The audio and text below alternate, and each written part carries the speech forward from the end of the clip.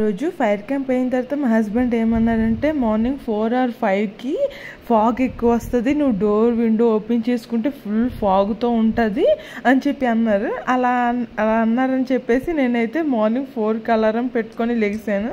లెగిసి చూస్తే అసలు ఫాగ్ అనేదే లేదు. మీకు ఇప్పుడు వీడియోలో చూపిస్తున్నాను చూడండి, ఎంత డార్క్గా ఉంది, చీకటిగా మిడ్ నైట్లా ఉన్నది. మార్నింగ్ 4కి అసలు ఫాగ్ అనేదే లేదు. ఇంకా అలా వెయిట్ చేసి మార్నింగ్ 6:30కి ఇంకా బయటకు వచ్చి చూస్తే అప్పుడు ఇంకా లైట్గా సన్ రైజ్ అనేది వస్తుంది. ఇంకా అప్పుడు కూడా ఫాగ్ అనేది లేదు, మీకు దూరంలో కనిపిస్తుంది లైట్గా ఫాగ్ ఉన్నది అన్నట్టు.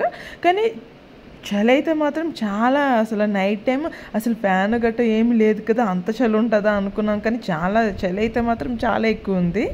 ఇంకా మేమైతే బోటింగ్కి స్టార్ట్ అయ్యాము. వెట్టికెనాల్ నుంచి కొడైకెనాల్కి వచ్చాము.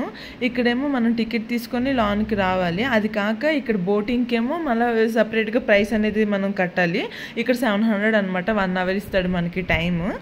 1.5 hour వరకు ఎక్స్టెండ్ అవుతుంది. ఇంకా ఇలా మనం బోట్ మీద ఇలా చుట్టూ తిరుక్కొని రావాలి. ఇక్కడైతే బాగా ఎంజాయ్ చేసాము. ఇక్కడ ఇలా వాటర్ ఫాల్లో కనిపిస్తుంది కదా, ఆ చుట్టూ అలా మెజ్జులో నుంచి వెళ్తే భలే ఉంటుంది ఆ వాటర్ మన మీద పడుతూ కట్టాను. యాక్చువల్గా మేమైతే కొడైకెనాల్ అండ్ ఊటీ 2 ప్లాన్ చేసాము 4 daysకి. ఇది 2nd day అనమాట కొడైకెనాల్లోని. రేపు మార్నింగ్ అలా షాపింగ్కి వెళ్తాము కొడైకెనాల్లోని గట్ట. ఇంకా టైర్డ్ అయిపోతాం కదా, ఇంకా ఈ లోకల్లో గట్ట తిరిగేసి ఇంకా ఈ నైట్ అయిపోద్ది ఈవినింగ్ ఇంటికి వెళ్ళేసరికి. సో అందుకే రేపు మార్నింగ్ కొంచెం షాపింగ్ గట్ట చూసుకొని రేపు ఆఫ్టర్నూన్కి లంచ్ చేసి అలా ఇంకా స్టార్ట్ అవుతాము ఊటీకి.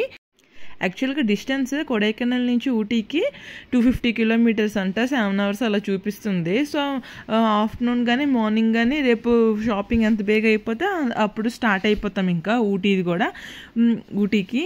ఆ వ్లాగ్ కూడా నేను మీకు యూట్యూబ్లో పెడతాను, తప్పకుండా మీరు చూడండి. ఇంకా ఈవినింగ్ ఇంటికి వెళ్ళేసరికి 6:30 అలా అయిందనమాట. 6:30 అయితే ఇంకా మేము ఫుడ్ గట్రా తెచ్చేసుకున్నాం. పిల్లలకి ఇంట్లోనే తయారు చేసి పెట్టేసేసాము. కానీ బయట వెట్టికెనాల్లోని ఫుడ్ మాత్రం అసలు బాగాలేదు. ప్రైసెస్ కూడా అలాగే ఉన్నది. ఫుడ్ అయితే మాత్రం అస్సలు మాకు నచ్చలేదు. సపరేట్గా కిచెన్ ఇస్తాడని తెలియక మేమైతే ఫుడ్ ఏం పట్టుకోలేదు.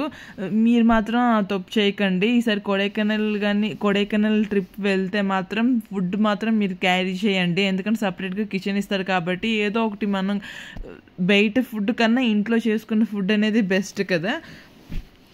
ఇంకా ఊటీ వ్లాగ్స్ కూడా నేను పెడతాను, తప్పకుండా మిస్ అవ్వకుండా చూడండి.